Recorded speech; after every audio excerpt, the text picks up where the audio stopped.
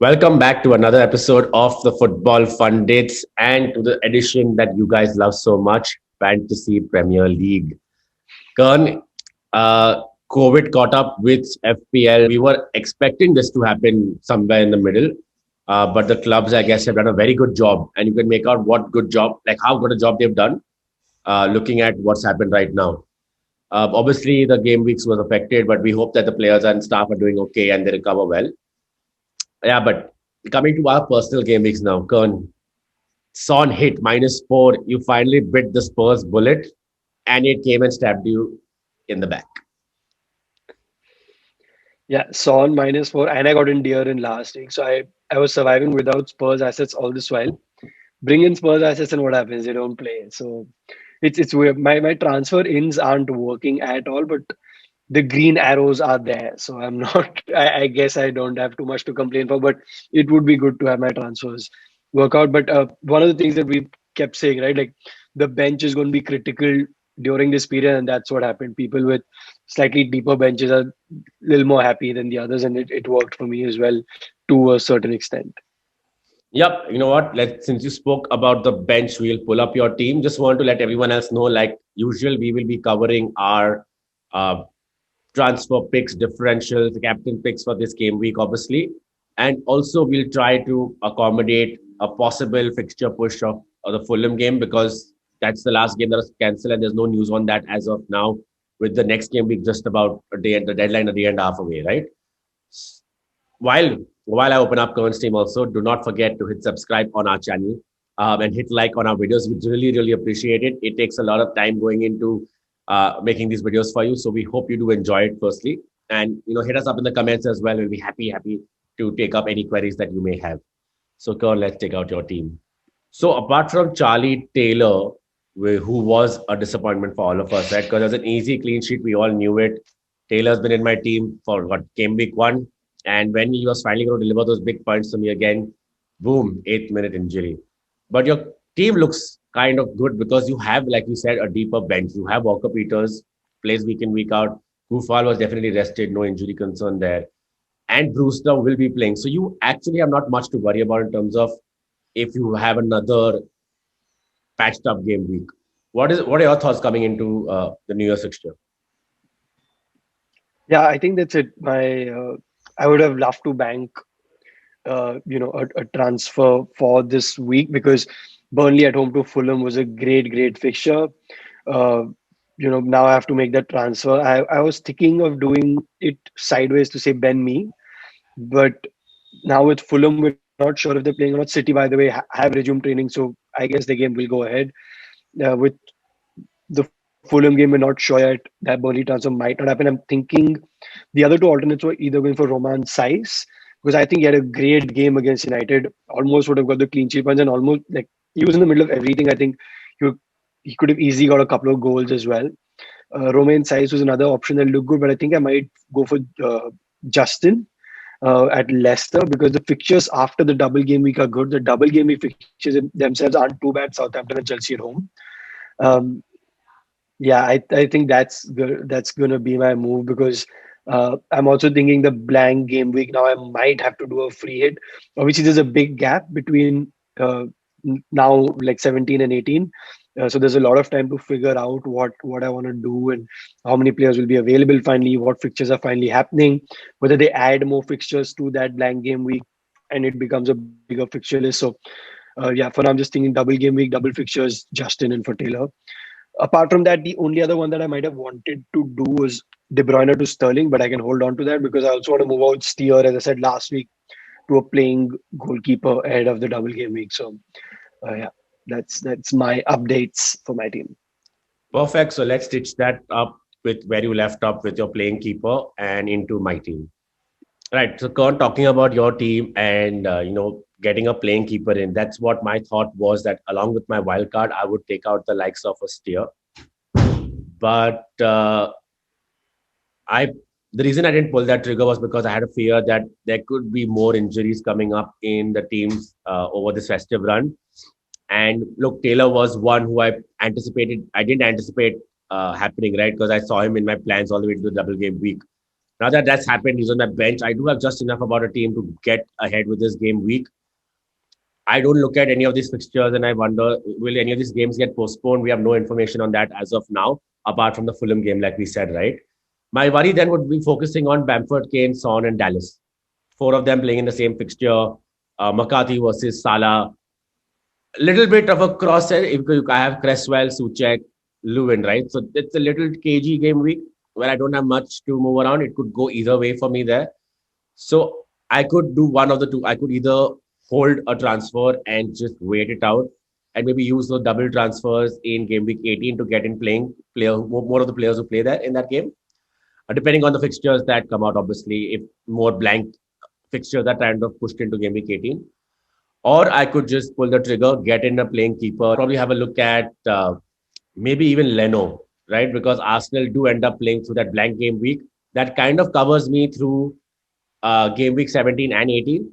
But I will hold on that because a keeper transfer is making me cringe right now. So I'm not too sure about that.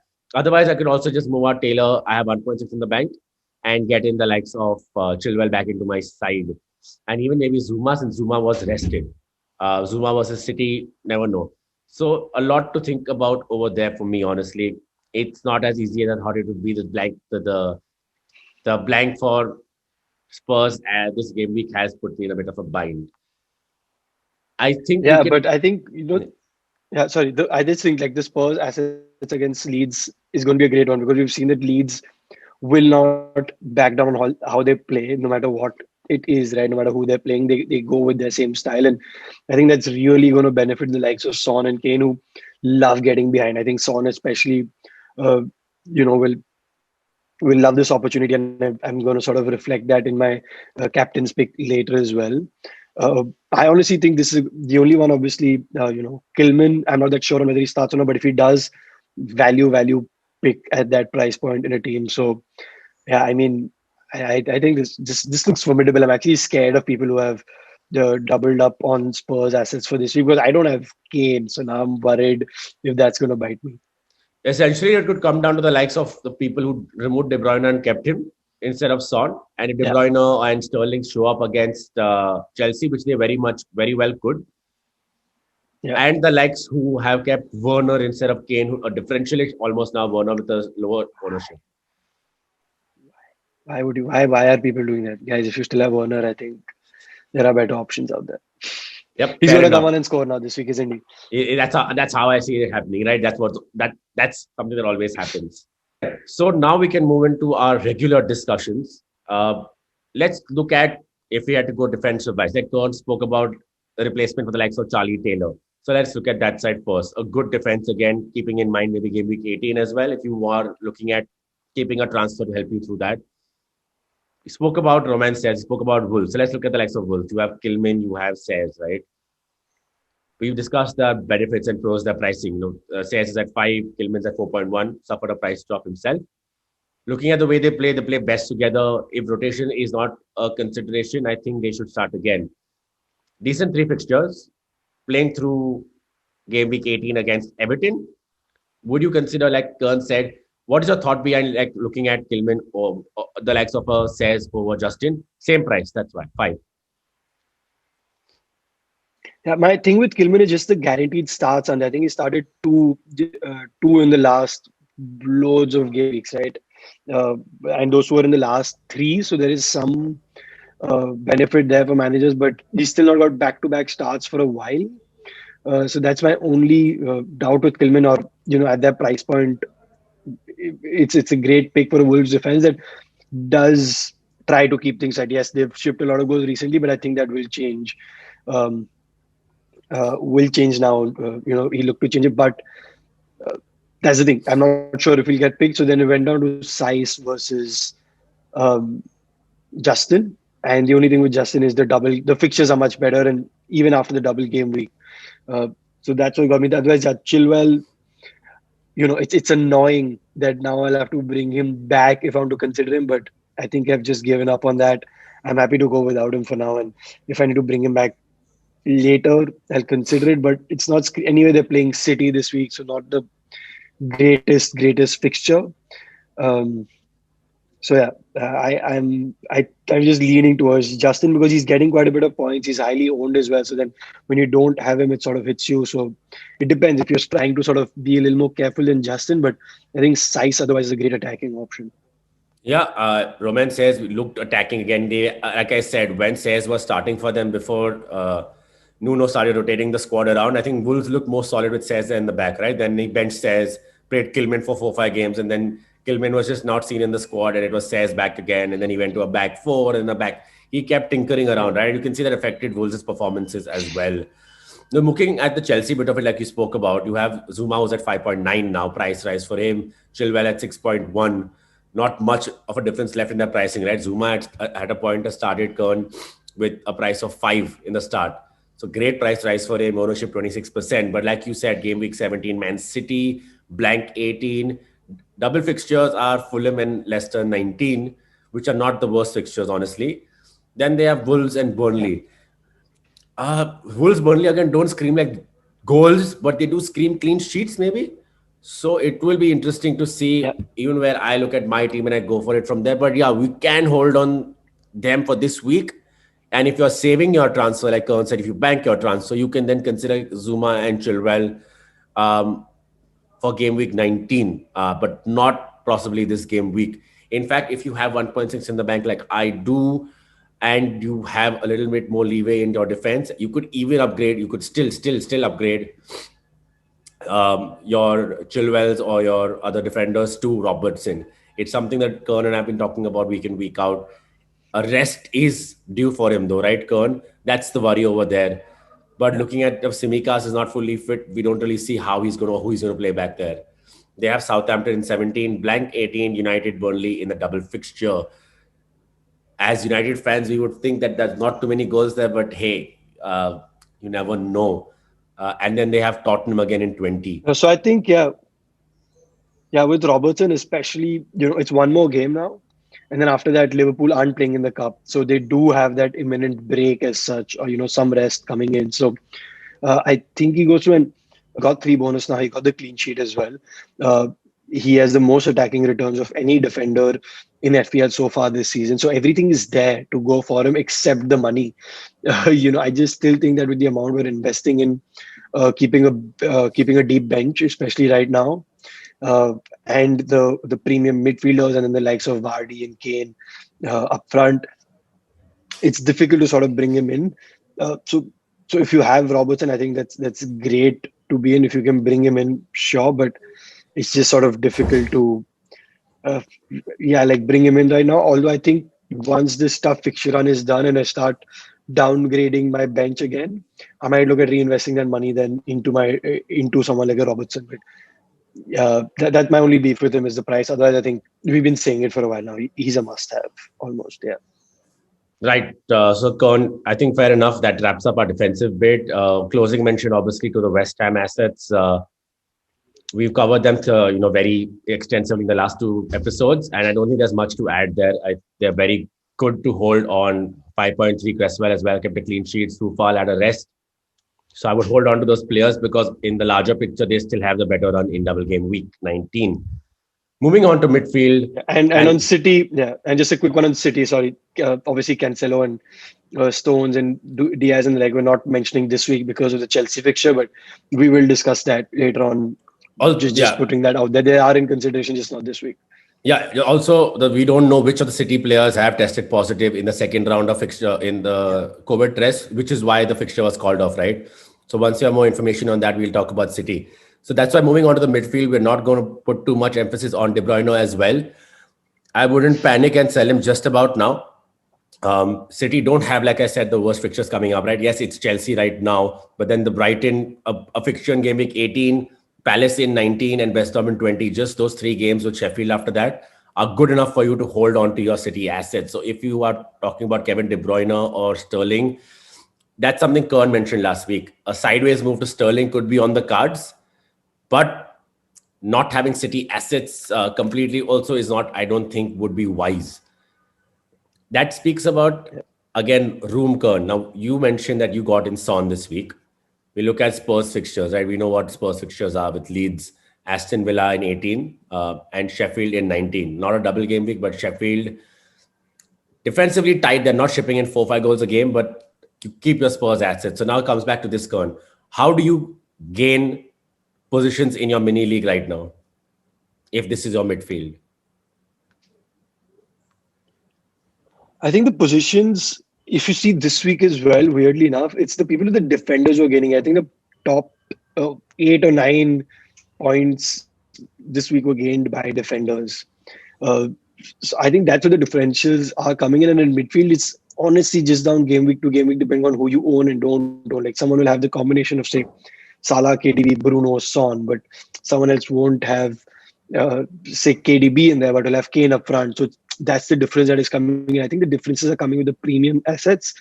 Uh, Obviously, there are and then there's that fifth midfielder and the second striker, that sort of working thing. So the Bamfords are sort of getting you points. Wilson has been getting points for people recently, not like immediately now, but I think, that's what the people who had him gained a lot in the beginning. Souček in midfield, did a lot for a lot of players. So I don't think there's one specific asset that's, sort of just there to do it. I think I mentioned last week I picked Souček for West Ham midfield because of double game week and his price. Bowen obviously was on the bench again. I think he should come back now, but just the uncertainty of that. Neto should be good as well, but again was pulled off against United. Obviously, playing a lot of extra minutes in a different position because of Jimenez being injured, has to fill in there. So there's no clear-cut options, honestly. It's about how your balance in the premium assets and your defenders, I think, need to be a good pick. Like, we've owned Dallas now for a while, and Dallas has just done phenomenally, along with the likes of Soufal. And then Taylor did a lot for you. Before that, it was the Wolves defender. So I think it's about those picks, honestly, are the ones that make the big difference. Otherwise, I think a lot of it is template. Like, everyone will have Salah and Bruno by now. Son, most likely to be in most teams as well, as is DCL.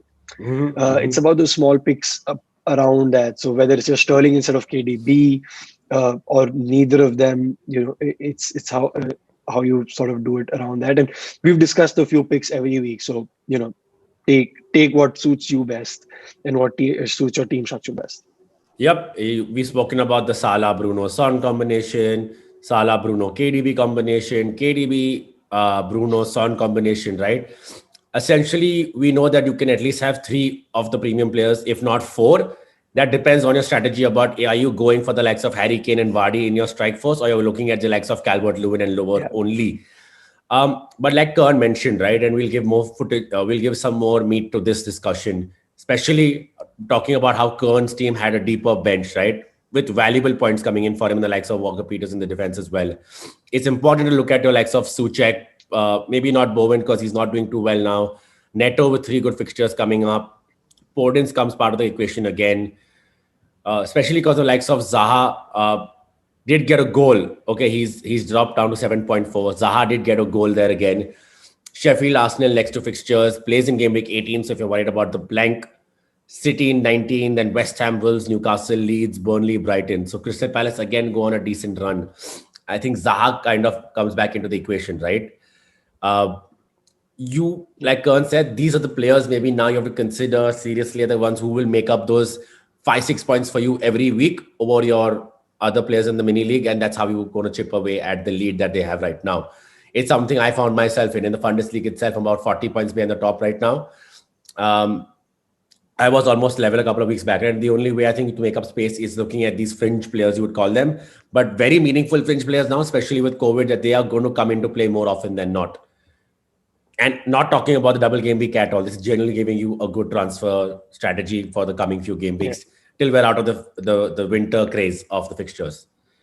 Kurt, a parting mention. I think you said a very I think you said a very important point about just ticking away with the 6, 7 points. I've often found myself in these positions where I start the first 2 game weeks in like some 2 million, 3 million or whatever, but then through the season is when I go up, and then I ended up winning the mini league last year just like that. I started off right at the back, and I think I only came first at like some around the 30th mark maybe. Yep. I didn't win a single game week. If you remember, we had those game week prizes, but I didn't win a single game week last season. So it's not about always getting that explosive return each week. Yes, try and get that upside chasing, try and get that one person who will sort of get you returns for that week. But it's not always about getting the biggest return each week. I think have a solid team, and each week you can just sort of keep chipping away at the leaders, and you'll find yourself just those small green arrows, even if it's like 100, 200,000, 5,000 a week, and suddenly you're up there. Yep. I think we can wrap up our midfield discussion with that valuable tip from Kern. Would like to talk about Rashford as well as a parting mention, right? Kern, that's what I was going to tell you earlier. Rashford coming in for the likes of Son. Possible same price range, 9.5. Rashford looking good. Rashford also has a double game week. 18 Liverpool, Fulham are the double game weeks for him. This is something someone asked me, right? Because United's fixtures open up after that too. I would just like to say this, that it actually could work, because instead of doubling up on like the likes of Kane, Son, you double up on Bruno and Rashford, right? In no way is it a bad combination actually, and I could see it working definitely. Apart from the blank in 18, I would say maybe till game week 18 hold on, and then it comes to game week 19, if you have the transfers in the bank, you could swap out Son for Rashford and see how it goes from there. Even though Rashford does play Liverpool, keeping an eye out on that one, right? Because Fulham is then the second fixture. So Kern, moving on to then your forward line. Kane, I have Kane. I'm going to say hold. If you have Kane, hold him, keep him. Yes, he's blanked 3 game weeks. It's a tough one to digest at his price point, but the fixtures are talking for him, especially game week 18 in the blank. Nothing much to discuss from you over there, right? Moving on then to Calvert-Lewin. We've spoken about week in, week out, especially after the blank this week, unfortunately, because of the postponement. Could see him scoring against West Ham if one of Richarlison or Rodriguez are back, but if they are not, right, and he suffered a price drop and ownership drop of 4% almost, 3% almost, sorry. Tempted to let go of him, Kaun. I'm tempted to let go of him, if not in this week. Again, it's that game week 18 blank that if I don't want a free hit, I want as many players playing as possible, right? But if I entertain the thought of letting him go, I could get in a 6.1, 6.2, 6.3 striker. There's Che Adams there. Watkins after the next 2 game weeks has a decent run, and add that to my midfield or add that to my defense, where I could get Robertson then for Cresswell even. Yeah, and I think the big one, the big striker that's now available is Michail Antonio. He is back for West Ham. West Ham's fixtures are great. He's obviously very fundamental to West Ham scoring. So I think that's going to be a big pick. Michail Antonio. He's owned by 1.7%. He's going to be my differential pick. So I guess late spoiler alert or whatever. But I think he could be the one that sort of makes the difference in the forward line. And I might, I'd mentioned earlier that I'm going to see who I bring in the forwards, and I was going to look at if Fabio Silva is, taking up that mantle of him, and as he's not that much, so I might bring in Antonio for that double game week. And if you can now, DCL is sort of running low on patience from managers. So if you're looking for that switch, might be a decent one to get onto the Antonio boat early. All right. I think in terms of other midfields, budget forwards, we've discussed it through and through about Che Adams and Wilson, right? Wilson does play Leicester. Could work, couldn't work. It could go either way. If you have him, definitely hold. Definitely hold for one more game, because then they play Sheffield after that in 18, which is a blank. So you'd have a worthy striker there starting in place of a Calvert-Lewin even, right? So I would say hold on to Callum Wilson. Not a bad player to hold on to. Apart from that, if you must consider moving on any, like I said, Kane, or if you have money in the bank, like if you have Werner for whatever reason, upgrading a Werner to a Vardy could also work out, because Vardy got his rest in the last game week. That's critical to mention. Vardy got his rest. Newcastle blank, Southampton, Chelsea 19. Good fixtures for Vardy. You could see him getting something there. So upgrading a Werner to a Vardy would work as well. Kane and Vardy, if you don't have either of them and you want to get in, coin toss for me. I can't tell them apart in terms of form and fixture, only because Kane has been poor in the last 2-3 games, while Vardy's got his rest and could be raring to go. Anything else to add to that, on our striker front? It also depends on the blank and double strategy. So if you are free hitting in the blank, then you might as well just have Kane for that one. Because Kane plays the blank and Vardy plays the double game week, right? So it depends on what strategy you're going with. If you want to have the double uh, book there because you don't, and because you're playing the free hit or whatever for the blank, then keep Vardy in your team and just bring Kane in for the blank. Otherwise, Vardy is playing a double, so it gives that better option. But yeah, as you said, any coin toss. Uh, Kane is not given the returns. Spurs' numbers are really bad. I think XG, they currently lie 19th in the league, 19th for expected goals. So, as much as the fixtures are on their side and the players have been great at the start of the season, you can't ignore stats like that. It just takes one game for them to get good. Uh, so, while the pros are right there, the fixtures are there, everything slight vary. So, Vardy, a good alternate option. He's scoring. He has a double game week, not bad fixtures. Yeah, and like you said, the only reason you went in for Son in the end was because just a 60% ownership plus was just hurting you, right? And even if the likes of them Yeah. blank, it really doesn't hurt your rank as much. But that's where we spoke about at the start of the middle of the episode. That's where your differential picks, that's where they come in to help you catch up Yeah. and stay in line with the likes of Salah captainers versus Son or Kane captainers, right? That's the bridge in between the budget midfielders you pick or the striker. That's the crucial one right there. So we've already spoken about your differential Kern Antonio, and I think it's a fair pick, assuming that he stays fit. He is a good player to have for you if you don't have the likes of Souček and Cresswell. That one West Ham striker who will get you in a double game week. Now, yes, they are playing City this week. I'm looking at a Chelsea player. I'm actually, on a very serious note, looking at Pulisic. I think Pulisic has played out a game. Um, I think his ownership is obviously he's at 2.5% owned. His price is 8.2%. It's not the cheapest, right? But if I'm looking at the likes of having, unless I'm looking at the likes of having a Zaha long term, and I'm still figuring what to do with Grealish, whose price is dropping, I think Pulisic could be a one to keep an eye out on, even though there's a blank in 18. City, Fulham, Leicester, Wolves, Burnley. One to look at for me, getting in a Chelsea asset into your midfield. Yeah, Pulisic makes sense. He's someone I brought in right at the start because I think he's there. Like he ended last season well. The only thing is this Chelsea team is just not clicking right now. So I'm not that sure, but it's differential, and that's where you make up your points. So the likes of Pulisic can definitely help. And I'm just going to move on to my captain pick now because it's sort of contradictory to what I just said a few minutes ago. But I'm going to go with Spurs. I said that their XG is low and all of that, but it's Leeds. And Leeds love attacking, and this is the kind of game that's made for Spurs. Yes, the XG is low, but this is the kind of game where if they score that goal, it comes from such a game where they just play on the counter, and Leeds will have a ton of space for them. So my pick is Son. Yeah, I think I can kind of actually agree with you over there. My pick would definitely also be Harry Kane again. I hadn't captain for this game week. Didn't end up playing, but I think I would back Harry Kane only because the way the Kane has been playing, sitting in deeper in the other games where Son has been going through. I see Kane being more advanced in this game with the way Leeds attack. I'm worried for Spurs' defense a bit as well because they could be under constant pressure and they are not the best you've seen. They sometimes do succumb. But that also means that Leeds will be up the pitch so much that Spurs will get their chances. And this would be, again, if Fulham was in a good enough game for them to break their duck for Kane and Son, definitely Leeds is the way to look at. And Salah against Southampton, I don't see Southampton leaking that many goals. So I'm looking at maybe a 3-goal win or at least 3 goals maybe for Spurs. I'm not seeing that for Liverpool, which is why I'm just going to go for the Spurs assets and Kane for me. Differential captain, if I had to pick one, not again the easiest in this game week, honestly.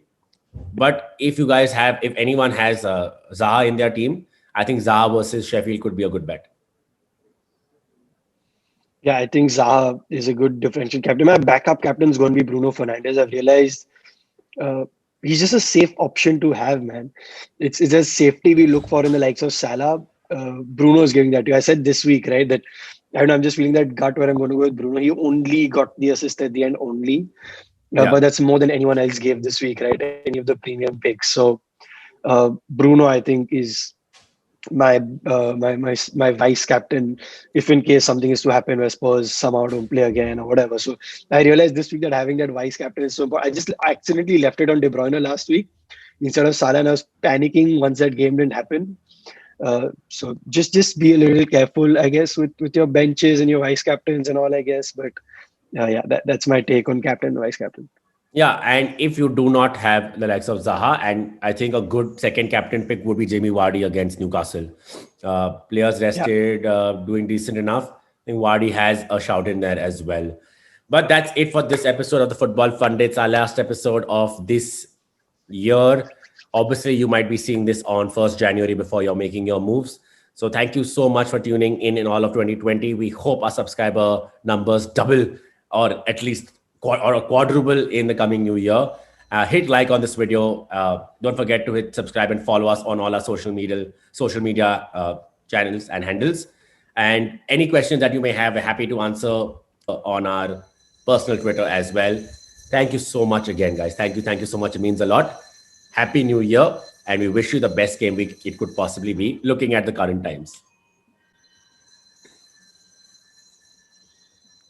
yeah. Thanks, guys. Happy New Year and best of luck for this game week and for all your FPL in 2021.